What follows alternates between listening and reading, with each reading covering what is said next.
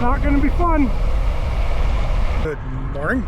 We are back at it for another Saturday morning Real Talk bike ride. The training plan today is calling for 30 to 90 minutes of a very easy ride. The goal is to keep the heart rate below 122 beats per minute.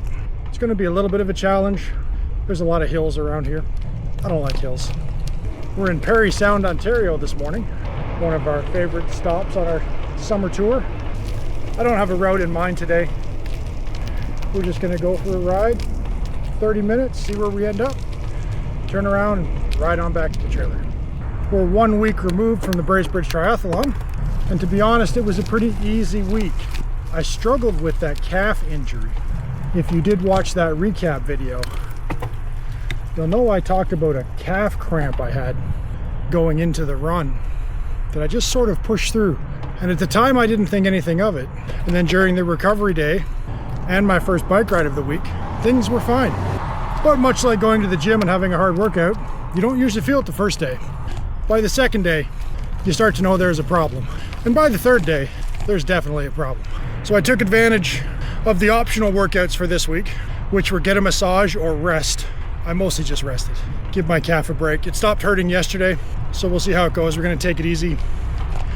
We're still in the recovery week of workouts before we get back into baseline training on Monday. So I think we'll be okay. That's one of the many hills right there that's gonna be on this route. Gonna be hard to keep the heart rate down. I'm already well at a zone 2, you can hear it in my breath. But long uphills usually mean long downhills. Anyway, aside from the calf injury, no issues coming out of the triathlon. The Miami Man Triathlon that I signed up for is sprint distance, and it's in 16 weeks. So I thought we'd take a ride up North Road here. I don't know what to expect. It's one of the few roads in the area that I've never been on before. Let's be honest, I've never cycled any of them, but I've driven most of them. This is one of the few that I haven't. I was looking at the training plan yesterday in the Motive app, 16 weeks out from Miami Man, and what we're looking at now is a 7-week baseline conditioning phase where the focus is on strength and general overall fitness, followed by a 12-week prep for the triathlon.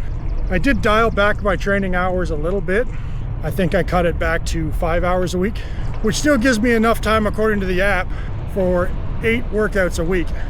1 a day, plus the strength workout and the main bike rider bundled up on Saturdays. This hill looks uncomfortable.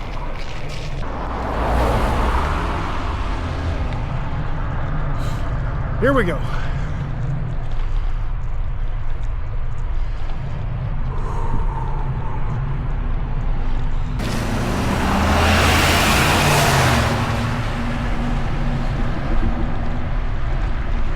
.128 beats per minute, so we did okay.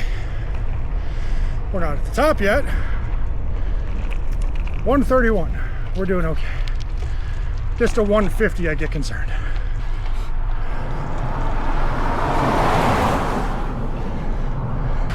We'll stop up here at the top of the overpass to catch our breath.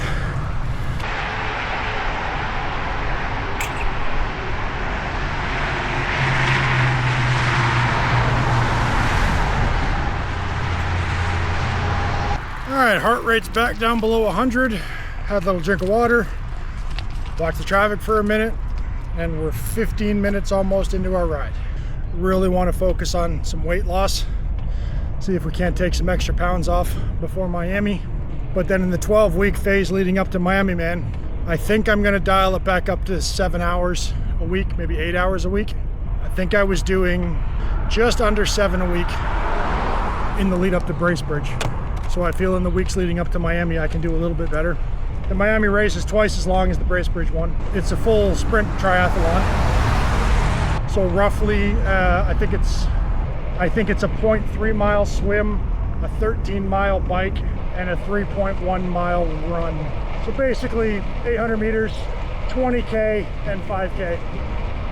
Well, look, another hill. Parry Sound's a beautiful area, mostly because it's not flat. It's gonna be great for my interval rides in the next couple of weeks. 95 coming up that hill. I'm not looking forward to riding back up this. Not gonna be fun. The rolling down it sure was fun. Oh, that didn't sound good. Might be time to take this bike in for a little bit of a tune-up now that we've got it broke in. 5 kilometers in the books, 21 minutes. That is definitely a nice, slow, easy. I just had that hard shift, and I'm getting a soft plunking sound as the bike is rolling along. So we're gonna have to have a look at that and see what we can figure out. And look, another hill.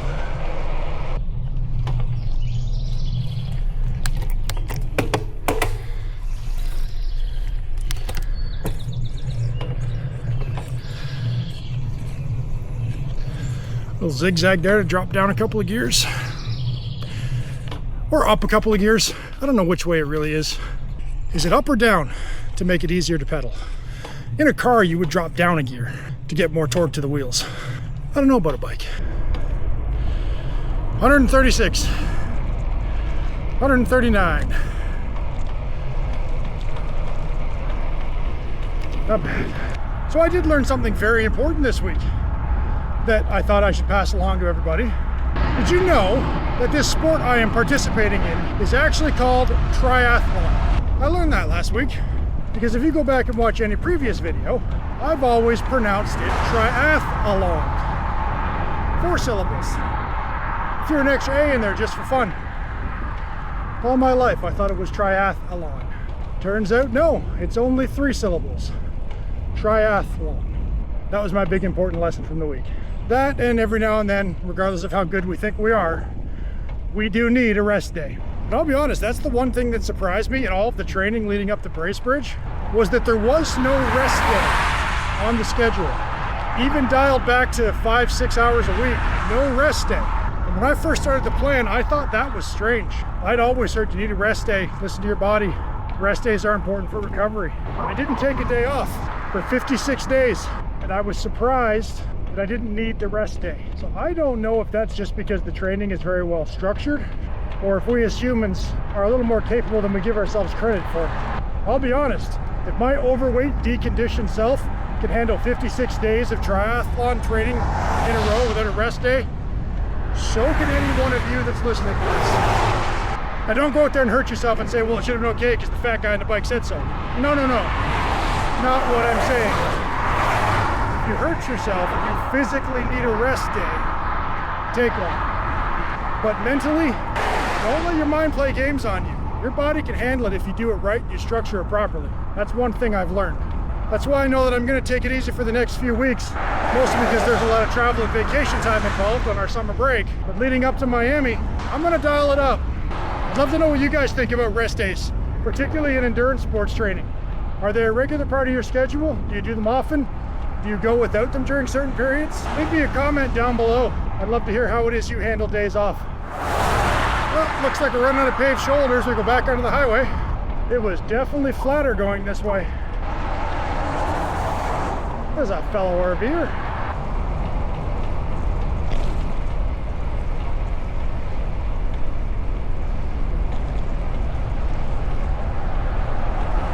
This is Nobel Road.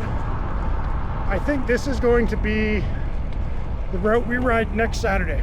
We've got more time next Saturday. I believe the app is calling for 60 minutes to 4 hours. So we'll see what that looks like.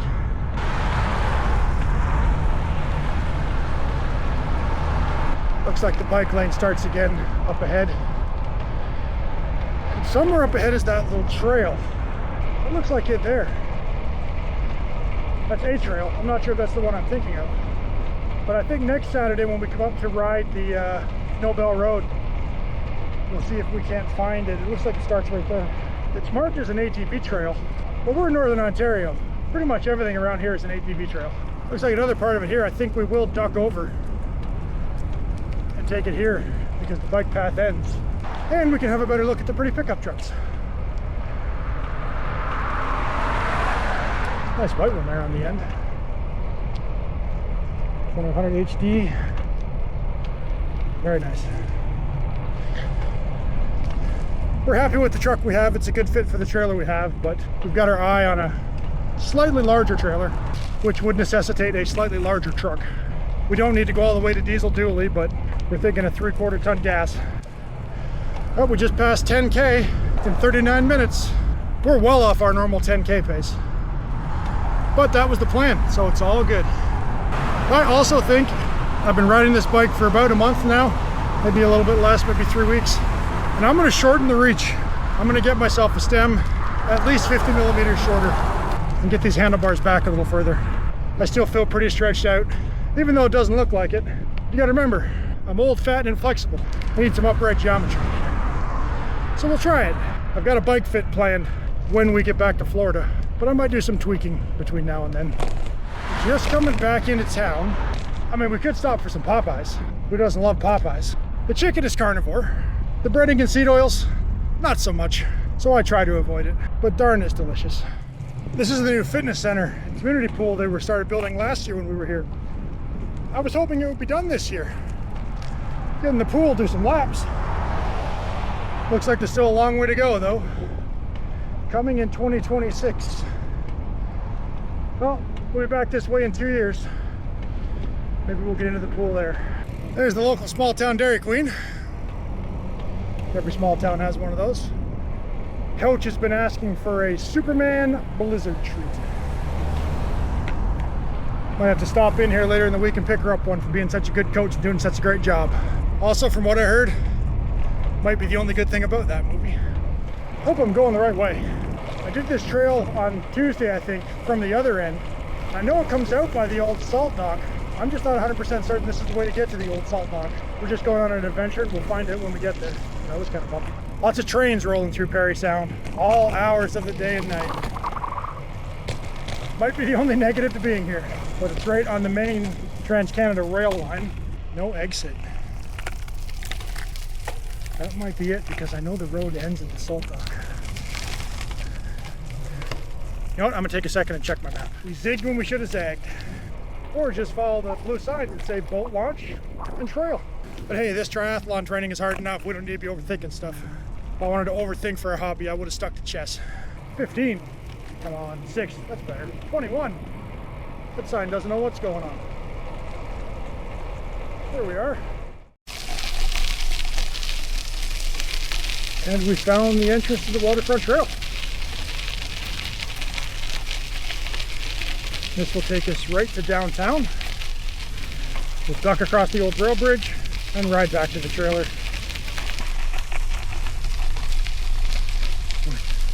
Good morning, thank you. Everybody's out enjoying the trail on this nice cool Saturday morning. This is Wabeno Beach. Coming down here for my swims this week. Might bring the kids down here later today too. Doesn't look too busy. Beautiful dog.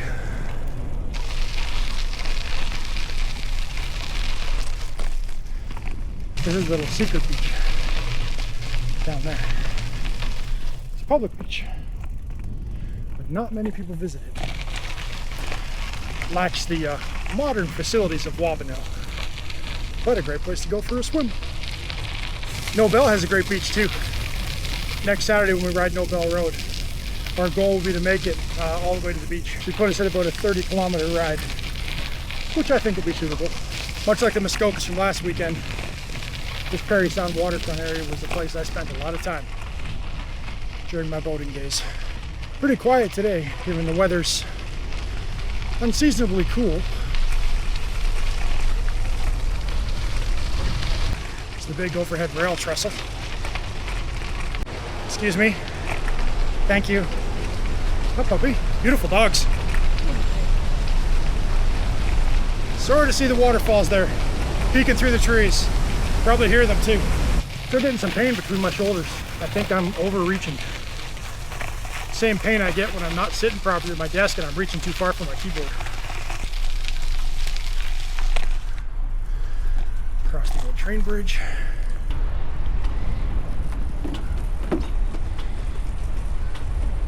A few years ago, before I went carnivore, I was pre-diabetic, arguably diabetic, type 2 diabetes. And since going carnivore, I've mostly gotten my blood sugar under control, because how can you not? It's a fantastic way to eat. It will literally cure type 2 diabetes. But we can talk more about carnivore later. Anyway, one of the lingering, I don't know if you call it after effects or side effects, from that constantly elevated blood sugar and that constant insulin resistance is what they call the dawn phenomenon. That's where your blood sugar actually rises overnight. Now, people will debate to the ends of the earth what actually causes it. I'd go to bed with a blood sugar in the mid-5s, in the 90s for my American friends, And overnight, it would increase to, in the morning, usually in the low to mid 6s, that's a 20% increase in blood sugar overnight. That's significant.